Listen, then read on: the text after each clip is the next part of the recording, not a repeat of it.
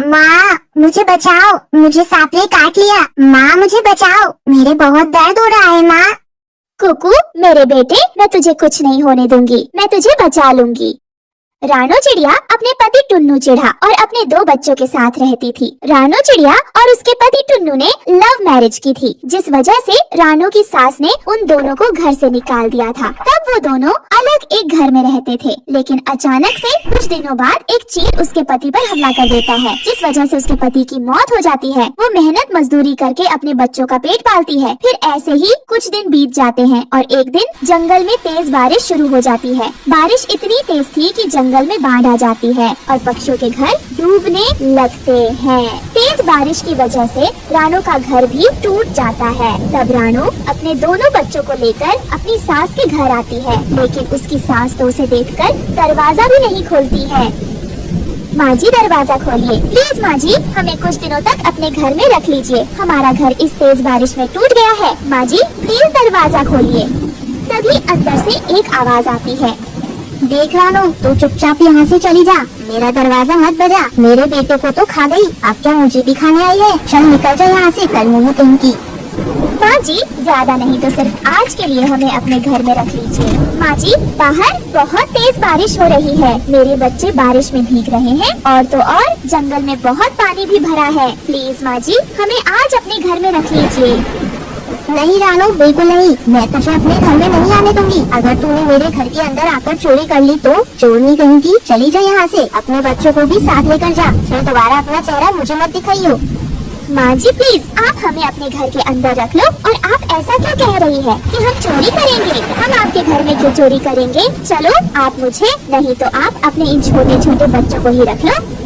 देख रानो, अब बहुत हो गया, तुम चुपचाप से अपने इन बच्चों को लेकर यहाँ से चली जा। अगर तू नहीं गई तो मैं तुझे धक्के मारकर यहाँ से भगा दूंगी। और वैसे भी हमारा तुझसे कोई नाता नहीं है जो मैं तुझे अपने घर में रखूँ, इसलिए अब तू चली जा यहाँ से। मेरा ज्यादा दिमाग मत पका, बहुत हो गया तेरा नाटक। रानो चिड़िया अपनी सास से बहुत मिन्नतें करती है, लेकिन उसकी सास पर उसकी बातों का कोई भी असर नहीं पड़ता और वो ना ही उसे और ना ही उसके बच्चों को घर के अंदर बुलाती है। तभी यह सब देखकर उसका छोटा बेटा कहता है, माँ अब हम कहाँ जाएंगे माँ, और हम कहाँ रहेंगे? यहाँ तो कितनी तेज बारिश हो रही है। मेरे बेटे तुम चिंता मत करो, सब ठीक हो जाएगा। हाँ याद आया, मैंने आज सुबह लाडो की बातें सुनी थी। वो कह रही थी कि दूसरे जंगल में बारिश नहीं हो रही है, तो हम ऐसा करते, हम भी दूसरे जंगल ही चलते हैं, क्योंकि अब हमारे पास वहाँ जाने के सिवाय और कोई रास्ता नहीं है। मम्मा क्यों ना हम इस जंगल में किसी पेड़ के नीचे रहे तो? नहीं कुकू बेटा, अगर ऐसे हम रहेंगे तो जंगल के पक्षी हमें रहने नहीं देंगे, वो हमें ताने देंगे। इसलिए अब हमें यहाँ से दूर जाना होगा, और वैसे भी भगवान ने जो हमारे नसीब में लिखा है वो तो होकर ही रहेगा। फिर रानो चिड़िया अपने दोनों बच्चों को लेकर पहाड़ों वाले जंगल की तरफ जाती है। वहाँ पहुँचकर वो तीनों देखते हैं कि वहाँ तो खाने के लिए पेड़ों पर बहुत से फल भी लगे हुए थे। मम्मा अब तो हम यहाँ आराम से रह सकते हैं और हमें यहाँ खाने की भी कोई परेशानी नहीं होगी, क्योंकि इन पेड़ों पर तरह तरह के मीठे फल लगे हुए हैं। हम इन्हें खाकर अपना पेट भर लेंगे और हम आराम से रहेंगे। हाँ माँ, गुड़िया बिल्कुल ठीक कह रही है। और तो और इस जंगल में बाढ़ का पानी भी नहीं आ सकता है, यहाँ तो पेड़ पौधों की ठंडी हवा है। माँ अच्छा हुआ कि उस जंगल में बाढ़ आ गई, कम से कम हम इतने अच्छे जंगल में तो आ गए। अब हम यहाँ आराम से रह सकते हैं। बेटा बाढ़ आना अच्छी बात नहीं है, क्योंकि बाढ़ में जान और माल दोनों का ही नुकसान होता है। अच्छा ही हुआ कि हम इस जंगल में आ गए, नहीं तो हम जिंदा नहीं बचते। लेकिन हमें यहाँ रहने के लिए एक घर बनाना होगा, क्योंकि इस जंगल में जंगली जानवर भी रहते होंगे, कहीं वो हमें खाना ले। लेकिन मम्मा हम घर बनाएंगे किससे? बेटा हम लकड़ियों और घास फूस वगैरह से अपना घर बना लेंगे। हाँ माँ, मैं अभी पेड़ के ऊपर चढ़कर लकड़ियाँ तोड़ता हूँ।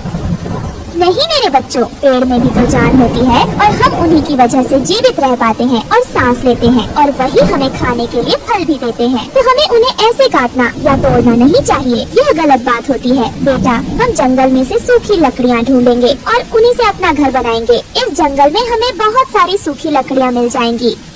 फिर रानो चिड़िया अपने बच्चों की मदद से लकड़ियाँ इकट्ठी करने लगती है और कुकू भी नदी की तरफ घास लेने चला जाता है। तब रानो उसे आवाज लगाकर कहती है, कुकू मेरे बेटे तुम वहाँ अकेले मत जाओ, पहले हम लकड़ियों से घर बना लेते हैं, फिर बाद में हम दोनों साथ जाएंगे घास लेने। लेकिन कुकू तो अपनी मम्मा की बात नहीं सुनता और वो अकेला नदी की तरफ आ जाता है। तभी वो जोर से चिल्लाने लगता है, मम्मा मम्मा जल्दी आओ, मम्मा जल्दी आओ। फिर रानो और गुड़िया जल्दी से कुकू के पास आती है। क्या हुआ कुकू बेटा, तुम ऐसे जोर से क्यों चिल्ला रहे हो? क्या हुआ, जल्दी बताओ। माँ मुझे एक जहरीले सांप ने काट लिया है। यह बात सुनकर तो गुड़िया और रानो के पैरों तले जमीन खिसक जाती है। तभी कुकू ये बात कहकर बेहोश हो जाता है। कुकू मेरे भाई, तुम्हें क्या हो गया? उठ जाओ, क्या हुआ तुम्हें? कुकू मेरे बेटे उठ जा, क्या हो गया तुझे? हे भगवान, मैंने आपका क्या बिगाड़ा है जो आप मेरे साथ ऐसा कर रहे हो? पहले आपने मेरे पति को मुझसे छीन लिया, फिर घर, और अब मेरा बेटा। नहीं, ऐसा मत करो, मेरे बेटे को मुझे वापस कर दो, मैं आपसे विनती करती हूँ। तभी वहाँ लगे गुलाब के फूल में से आवाज आती है, रानो, मैं एक जादुई गुलाब का फूल हूँ। मैंने तुम्हारी बातें सुनी जब तुम अपने बच्चों को पेड़ पौधों के बारे में समझा रही थी। मुझे बहुत अच्छा लगा। मैं तुम्हारे बेटे को दोबारा जिंदा कर रहा हूँ। कहीं मैं कोई सपना तो नहीं देख रही? रानो, तुम कोई सपना नहीं देख रही हो। तुम जो कुछ भी सुन रही हो सब कुछ सच है। मैं अभी तुम्हारे बेटे को जिंदा कर देता हूँ और तुम्हारे सामने जादुई गुलाब का एक घर बना देता हूँ। बस तुम अपनी आंखें बंद कर लो और जैसा घर तुम बनाने के लिए सोचोगी वैसे ही घर तुम्हारे सामने बनकर तैयार हो जाएगा।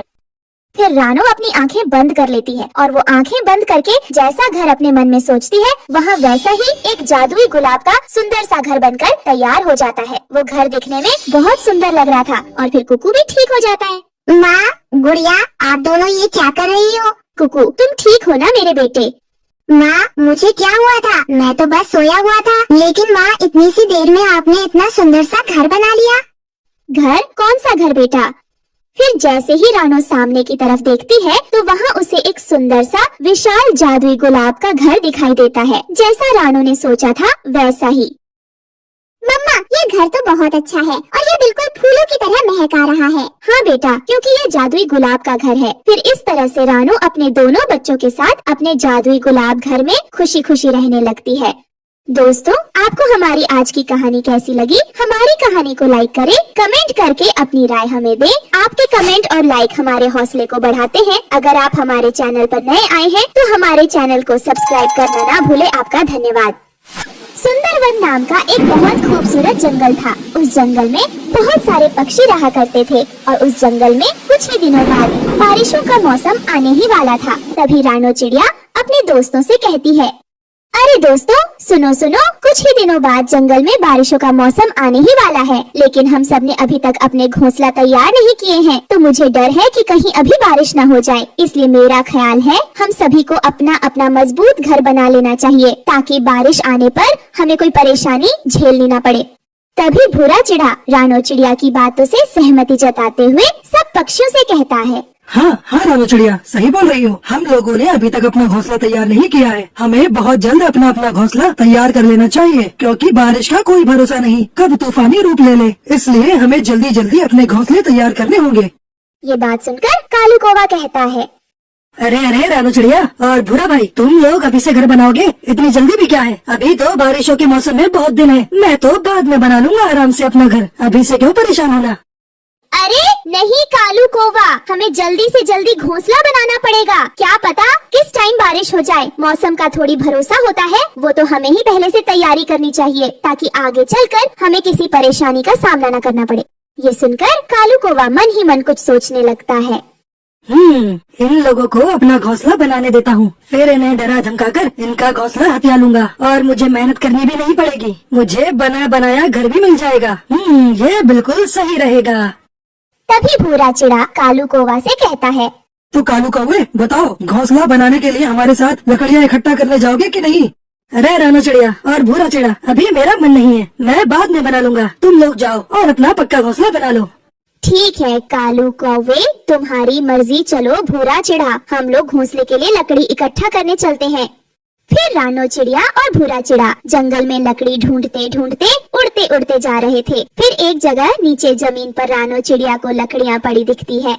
अरे सुनो सुनो भूरा चिड़ा, ये देखो यहाँ पर कितनी सारी लकड़ियाँ पड़ी हैं। चलो नीचे चलो और देखो ये बहुत मोटी मोटी मजबूत लकड़ियाँ हैं। चलो भूरा चिड़ा, इसे ले जाते हैं और अपना घोंसला इससे मजबूत बनाते हैं। फिर रानो चिड़िया और भूरा चिड़ा लकड़ी को अपने अपने पंजे में उड़ते उड़ते घोंसले बनाने के लिए जा रहे थे। कुछ समय बाद रानो चिड़िया और भूरा चिड़ा मेहनत करके लकड़ी से अपना घोंसला बना लेते हैं। फिर तुरंत बादल गरजने लगता है और थोड़ी थोड़ी बारिश भी होने लगती है। इसे देखकर रानो चिड़िया भूरा चिड़ा से कहती है, अरे अरे देखो देखो भूरा चिड़ा, बारिश होने लगी है। ये तो अच्छा है, हमने वक्त रहते अपने घोंसले तैयार कर लिए, वरना पता नहीं हमारा क्या होता। चलो अपने अपने घोंसले के अंदर चलते हैं। फिर उसी समय कालू कौवा और गौरी वहाँ आ जाते हैं। सुनो रानो चिड़िया और भूरा चिड़ा, तुम लोग यहाँ से चले जाओ। अब इस घर में कौवी और मैं रहेंगे। अरे अरे क्या बोल रहे हो कालू कौवे, हम लोगों ने कितनी मेहनत से अभी ये घर बनाया है और तुम ये कह रहे हो कि हम तुम्हें ये घर दे दें। तुम्हारा दिमाग तो सही है ना? तो क्या हुआ रानो चिड़िया, अब ये घर मेरा है, यहाँ से चले जाओ, नहीं तो मैं तुम्हें चोंच मार मार कर घायल कर दूंगा। अरे कालू कौवे, ये क्या बोल रहे हो? खुद मेहनत करके घर नहीं बना सकते? हम लोगों ने अभी अभी मेहनत करके ये घर बनाया है। तो कालू कौवे, तुम यहाँ नहीं रह सकते, यहाँ से चले जाओ, समझे या नहीं? अरे भूरा चिड़ा, तुम ज्यादा बकवास मत करो। अभी बहुत तेज बारिश हो रही है और मुझे रहने के लिए घर चाहिए और ये घर मेरा है। तुम लोग यहाँ से चले जाओ, नहीं तो चोंच मार मार कर तुम लोगों को घायल कर दूंगा। जिंदगी में दोबारा कभी अपनी शक्ल पहचान नहीं पाओगे। ये सुनकर रानो चिड़िया डर जाती है और भूरा चिड़ा से कहती है, अच्छा कौवे, ठीक है, रख लो तुम इस घर को। चलो भूरा चिड़ा, हम लोग कहीं और जाकर रहने के लिए छत ढूंढते हैं।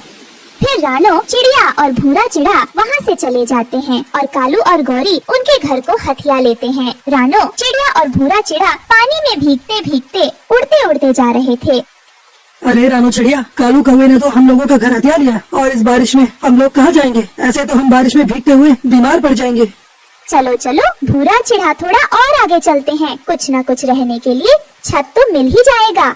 फिर थोड़ी दूर जाकर उन्हें एक बड़े से घर में जादूगरनी लाडो चिड़िया बैठी हुई दिखाई देती है। अरे चिड़िया और चिड़ा, तुम लोग इतनी बारिश में क्यों भीगते भीगते रहे हो? रहने के लिए तुम्हारे पास छत नहीं है क्या? हाँ हाँ जादूगरनी जी, रहने के लिए हमारे पास छत नहीं है, क्या हम लोग अंदर आ सकते हैं? फिर जादूगरनी लाडो उन दोनों को अंदर बुला लेती है और फिर रानो चिड़िया अपनी सारी समस्या उस जादूगरनी को बता देती है। ठीक है रानो चिड़िया, तुम लोगों को रहने के लिए घर चाहिए तो मेरे पास एक जादुई पानी है जिसे पेड़ के जड़ पर डालते ही उसका फल एक बड़ा सा घर बन जाएगा और उसमें तुम आराम से रह पाओगे। उस घर में तुम्हारी जरूरत की सारी चीजें होंगी। ठीक है जादूगरनी, जैसा आपने बोला है मैं वैसा करूँगी। चलो अब मैं जाती हूँ, क्योंकि इस जादुई पानी को पेड़ में डालकर एक बड़ा सा घर भी बनाना है।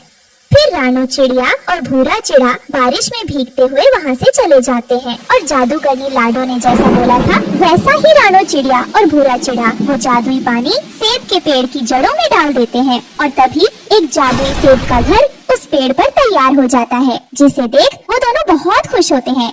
अरे वाह वाह रानो चिड़िया, अब चाहे कितनी भी बारिश हो जाए हमें कुछ फर्क नहीं पड़ेगा, क्योंकि अब हम जादुई सेब के अंदर हैं। हाँ, ये जादुई सेब घर अंदर से बहुत अच्छा है। अब कितनी भी बारिश हो हमें कुछ फर्क नहीं पड़ने वाला, हम खूब एंजॉय करेंगे इस बारिश को। और दूसरी तरफ कालू और गौरी का घर तेज बारिश और आंधी तूफानों से उसका घर टूट गया था और वो दोनों घर टूटने के कारण पानी में बहुत ज्यादा भीग गए थे। फिर भीगते हुए कालू और गौरी रानो चिड़िया के सेब घर के पास आते हैं। अरे रानो चिड़िया, ये सेब का घर तुमने कैसे बनाया? हमें भी अंदर आने दो, हमारा घर टूट गया है और हम लोग बारिश में भीग रहे हैं। अरे कालू कौवे, हम तुम्हें अंदर आने नहीं देंगे क्योंकि तुमने हम लोगों का घर हथियाया है। अरे रानो चिड़िया, अब हमें अपने किए पर पछतावा हो रहा है, प्लीज अंदर आने दो। नहीं नहीं कालू, हमने कितनी मेहनत से घर बनाए थे और उस पर तुम लोगों ने कब्जा कर लिया। अब तुम्हारी यही सजा है कि तुम बिना घर के बारिशों में भीगते हुए रहो। तुम्हें ये कहावत याद है ना, जैसा करनी वैसा भरनी। कालू और गौरी खुले आसमान के नीचे बारिश में भीगते हुए बैठे होते हैं और अपनी गलती पर पछता रहे थे। वहीं रानो चिड़िया और भूरा चिड़ा अपने सेब घर में खुशी खुशी रहने लगते हैं। चील अंकल, मुझे छोड़ दो प्लीज। शिकारी चाचा, मुझे छोड़ दो। मेरी मम्मा मेरे लिए भोजन लेने गई है। अगर मैं उन्हें घोंसले में नहीं मिलूंगी तो वो बहुत परेशान हो जाएंगी। प्लीज शिकारी चाचा, मुझे छोड़ दो। नागी जिग्गी, अरे उसे कैसे छोड़ दूं? इतनी तेज बारिश में बड़ी मुश्किल से तो तू मुझे खाने के लिए मिली है नागी जिग्गी, और तू कहती है कि मैं तुझे छोड़ दूं? मैं तुझे नहीं छोड़ूंगा नागी जिग्गी। ये कहकर गिद्ध रानो चिड़िया की बेटी को मारकर खाने लगता है और खाकर वहाँ से चला जाता है। मेरी बच्ची मेरी इकलौती बच्ची थी और वो जालिम शिकारी उसे भी मारकर खा गया। मेरी बच्ची, अब मैं उसके बिना कैसे रहूंगी। रानो चिड़िया का जंगल बहुत सुंदर था। उस जंगल में खाने पीने की कोई कमी नहीं थी। शायद यही वजह थी कि जंगल के सभी बच्चे बहुत प्यार से रहते थे। वो सभी साथ मिलकर भोजन लेने जाते थे और फिर रात में इकट्ठे होकर सभी गप्पे लड़ाते थे। लेकिन अब उनकी ये खुशियाँ ज्यादा दिनों तक रहने वाली नहीं थी, क्योंकि आज उस जंगल में एक जालिम शिकारी गिद्ध ने अपना बसेरा कर लिया था। नागी जिग्गी, ये जंगल तो कितना हरा भरा है, यहाँ तो मुझे मांस भी बहुत जल्दी मिल जाया करेगा। नागी जिग्गी, आज तो मैं सफर से थका हुआ हूँ। कल से मैं सुबह सवेरे जाऊंगा अपने शिकार के लिए, जब पक्षी भोजन की खोज में चले जाएंगे। नागी जिग्गी। ये कहकर वो शिकारी सो जाता है और फिर सुबह भी हो जाती है। दोस्तों, आज तो हम सब झरने की तरफ जाएंगे, क्योंकि मेरा फूल देखने का बहुत मन कर रहा है। ये कहकर सभी पक्षी झरने की तरफ चले जाते हैं, लेकिन वो बेचारे पक्षी ये क्या जानते थे कि आज वो अपने घोंसलों को उस जालिम शिकारी के भरोसे छोड़कर जा रहे हैं। नागी जिग्गी, चलो अब अच्छा मौका है। सभी पक्षी चले गए होंगे अपनी भोजन की खोज में। किसी का बच्चा तो मिल ही जाएगा घोंसले में। अगर किसी का अंडा मिल जाएगा तो भी काम चल जाएगा। नागी जिग्गी। ये कहकर शिकारी गिद्ध जंगल की तरफ आता है और जैसे ही वो जंगल में आता है तो उसकी नजर रियो के घोंसले पर पड़ती है, जहाँ रियो का छोटा बच्चा बैठा हुआ था। ये देखकर वो शिकारी नीचे उतरता है और रियो के छोटे बच्चे को लेकर चला जाता है। रियो, अब भी मेरा तो मन नहीं कर रहा जाने का। चलो हम लोग थोड़ी देर और रुक जाते हैं। गौरी शाम होने वाली है, सब पक्षियों के साथ ही आए थे तो साथ ही चलते हैं। ना जाने क्यों आज मेरा मन बहुत घबरा रहा है। चलो अब हमें घर चलना चाहिए। ये कहकर सब पक्षी अपने जंगल की तरफ लौट जाते हैं। मेरी बेटी कहाँ चली गई? वो तो अभी बहुत छोटी है और वो तो उड़ भी नहीं सकती है, फिर वो कहाँ चली गई? रियो ऐसे जोर जोर से रोने लग जाती है। मैं रानो चिड़िया के घर जाकर देखती हूँ, काश मेरी बेटी उसी के घोंसले में चली गई हो। रियो ये तो जानती थी कि उसकी बेटियां भी उड़ नहीं सकती थी, तो कोई जालिम शिकारी उसे उठाकर ले गया होगा। लेकिन फिर भी वो अपने दिल को तसल्ली देने के लिए रानो के घर चली जाती है। क्या हुआ, तुम ऐसे क्यों रो रही हो? सब कुछ ठीक तो है ना? रानो, मेरी बेटी नहीं है घोंसले में। क्या मेरी बेटी तुम्हारी तरफ तो नहीं आ गई? नहीं रियो बहन, यहाँ तो कोई नहीं आया। मेरी बेटी तो सुबह से अकेली ही बैठी है। मम्मा, जब आप लोग भोजन की खोज में गए थे तब मैंने आसमान में एक गिद्ध उड़ता हुआ देखा था। मैं तो उसे देखकर पत्तों में छिप गई थी। फिर तो वो जालिम गिद्ध ही उठाकर ले गया होगा मेरी बेटी को। रियो बहन, हमारे जंगल में तो कोई चील नहीं रहता। हम सुबह तुम्हारी बेटी की खोज करेंगे, क्योंकि अभी तो रात हो गई है। तुम आज की रात मेरे घोंसले में ही सो जाओ। फिर रात भी गहरी हो जाती है। रानो और गुड़िया तो सो जाते हैं, लेकिन रियो तो सारी रात बैठी रोती रहती है। और फिर सुबह भी हो जाती है। सुबह तोता, कबूतर और कालू कौवा घबराए हुए रानो के घोंसले की तरफ आते हैं। रानो और रियो, मैंने देखा है उस पहाड़ी पर एक गिद्ध आ गया है, और मैंने ये भी देखा कि उसके घोंसले में तुम्हारी बेटी के पंख पड़े हुए थे। खा लिया उस जालिम ने मेरी बेटी को। मैं क्यों चली गई थी भोजन की तलाश में? अगर मैं ना जाती तो मेरी बेटी आज मेरे पास होती। अब क्या हो सकता है, हम मुकाबला भी तो नहीं कर सकते उस जालिम चील का। रानो, अब तो वो जालिम चील बारी बारी से हमारे बच्चे और अंडों को खाएगा, और फिर हमें। फिर वो सभी पक्षी बहुत ज्यादा परेशान हो जाते हैं और फिर वो सभी अपने अपने घर की तरफ चले जाते हैं। कालू, मेरा मन तो बहुत डर रहा है और मेरा जग्गू तो बहुत छोटा है, वो तो अभी उड़ भी नहीं पाएगा। अगर उसे वो शिकारी ले गया तो मैं तो मर ही जाऊंगी। आज वो फिर से आएगा और फिर ले जाएगा किसी न किसी बच्चे को। गौरी, सब पक्षी परेशान हैं। कालू, सबकी क्या चिंता, मुझे तो बस अपने जग्गू की चिंता है। मैं सुबह से सोच रही हूँ और मैंने एक उपाय सोचा है जिससे वो शिकारी हमारे जग्गू को नहीं खाएगा। क्या गौरी, क्या उपाय है तुम्हारे पास? हम उस शिकारी के पास जाते हैं और उसे कहते हैं कि वो हमारे घोंसले में ना आए। बदले में हम उसे बताएंगे कि किस किस घोंसले में अंडे और उसके लिए मांस मिलेगा। लेकिन गौरी, ये सब पक्षी हमारे दोस्त हैं। हम अपने दोस्तों के साथ ऐसा नहीं कर सकते। कालू, जब अपनी जान बचानी हो तो करना पड़ता है ऐसा। तुम चलो जल्दी से मेरे साथ। फिर कालू कौवा भी गौरी की बातों में आकर उसके साथ शिकारी की तरफ चल देता है। शिकारी जी प्रणाम। डाकी जिगी, अरे आओ कालू कौवे, कैसे आए हो? शिकारी जी, आपकी उड़ान ऊंची, आपकी शान ऊंची, लेकिन हम काले काले कौवे इस काबिल नहीं कि हम आपके कोई काम आ सके, लेकिन फिर भी आपसे करने आए हैं दोस्ती। डाकी जिगी, दोस्ती? वो भी तुम काले कौवे से? ये मेरी शान के खिलाफ है। हम आपको बताएंगे कि आपको किस घोंसले में अंडे और बच्चे मिलेंगे। ऐसे हमें आपकी थोड़ी सेवा करने का मौका मिलेगा और आपको भी आपका भोजन मिलता रहेगा। डाकी जिगी, तुम कौवे होते तो बहुत शैतान है। सीधी सीधी बात करो, बदले में क्या चाहते हो? डाकी जिगी, बस ये कि आप कृपा करें, बस हमारे घोंसले की तरफ न आए। इसका मतलब ये कि तुम्हारे घोंसले में भी कोई छोटा बच्चा है? मुझे अपने जग्गू से बहुत प्यार है, बस मेरे जग्गू को न खाना। मैं सब करूँगी जो जो आप कहोगे। मैंने आज तक किसी से दोस्ती नहीं की, लेकिन जब तुम दोनों खुद चल कर आए हो और इतनी जिद कर रहे हो, तो आज से हमारी तुम्हारी दोस्ती पक्की। डाकी जिगी, ये सुनकर तो गौरी और कालू कौवा बहुत खुश हो जाते हैं। अच्छा, हम चलते हैं। अगर हमें किसी पक्षी ने यहाँ बैठे देख लिया तो उन्हें हम पर शक हो जाएगा। शिकारी जी, आपको पहला शिकार उस चिड़िया की बेटी का करना है। मैं आपको बता दूंगा, जब अच्छा मौका होगा आप बेफिक्र होकर सोएं, बाकी का काम हम पर छोड़ दें। फिर गौरी और कालू वहाँ से चले जाते हैं। दूसरे रोज कालू कौवा और गौरी कौवी रानो चिड़िया की तरफ जाते हैं। चिड़िया बहन, आज भोजन की खोज में नहीं जाना क्या? गौरी बहन, क्या बताऊं, मन बहुत डरा हुआ है। वो शिकारी रियो की बेटी को तो खा गया, तोता तो आज अपने घोंसले में ही अपने बच्चे के पास बैठा है। मैं तो बस कबूतर का इंतजार कर रही थी, वो आ जाएगा फिर हम जाएंगे नदी की तरफ, क्योंकि वो बता रहा था वहाँ पे बहुत सारा भोजन है। क्या करें रानो, भोजन के लिए तो जाना ही होगा। मेरा बेटा भी तो छोटा है। मैं तो आज अपने घोंसले में ही रहूंगी और मेरा भोजन तो ये कालू ले आएगा। मैं तुम्हारी बेटी पर भी नजर रखूंगी। तभी वहाँ कबूतर भी आ जाता है। तुम जाओ और जल्दी जल्दी अपना भोजन ले आओ, अब हम भी चलते हैं। और फिर गौरी और कालू भी वहाँ से चले जाते हैं। रानो, ये शैतान क्या कह रहे थे? कुछ नहीं, बस पूछ रहे थे कि भोजन लेने कब जाना है। रानो, मुझे तोते ने बताया कि कल शाम ये दोनों गिद्ध के पास बैठे हुए गप्पे लड़ा रहे थे उससे। रानो, तुम एक काम करो, अपनी बेटी को भी अपने साथ लेकर चलो। मुझे बहुत डर लग रहा है, हम दोनों बारी बारी उठा लेंगे। कबूतर भैया, मैं भी बहुत डरी हुई हूँ, हम ऐसा ही करते हैं। फिर उसके बाद रानो चिड़िया अपने बेटी को साथ लेकर कबूतर के साथ भोजन लेने नदी की तरफ चली जाती है। गोरी, मैं भोजन लेने जा रहा हूँ और तुम चील की तरफ जाओ और उसे बताओ कि रास्ता साफ है। रानो भोजन लेने नदी की तरफ गई है और उसकी बेटी घोंसले में अकेली है। फिर कालू कौवा वो भोजन लेने चला जाता है और गौरी कौवे शिकारी को बताने के लिए उसकी तरफ जाती है। लेकिन गौरी कौवे ये नहीं जानती थी कि आज रानो चिड़िया अपनी बेटी को भोजन लेने साथ ही लेकर गई है। वो तो गिद्ध के पास आ जाती है। जल्दी से जाइए, आपका शिकार तैयार है। रानो चिड़िया की बेटी घोंसले में अकेली है और रानो चिड़िया भोजन लेने नदी की तरफ गई है। डाकी जिगी, ये हुई ना बात, तुम तो मेरी बहुत अच्छी दोस्त हो।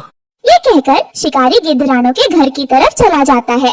मुझे भी बहुत भूख लगी है, मैं भी कहीं से फल वगैरह ढूंढकर खा लेती हूँ, क्योंकि अब शिकारी मेरे घोंसले की तरफ तो जाएगा नहीं। फिर गौरी फल ढूंढने चली जाती है और जैसे ही शिकारी रानो के घोंसले में आता है तो देखता है कि वहाँ तो कुछ भी नहीं था। ये देखकर उसे गुस्सा आ जाता है। फिर वो थोड़ा आगे बढ़ता है तो देखता है कि एक तोते के घोंसले में बच्चा तो था, लेकिन तोता तो उसी की तरफ देख रहा था।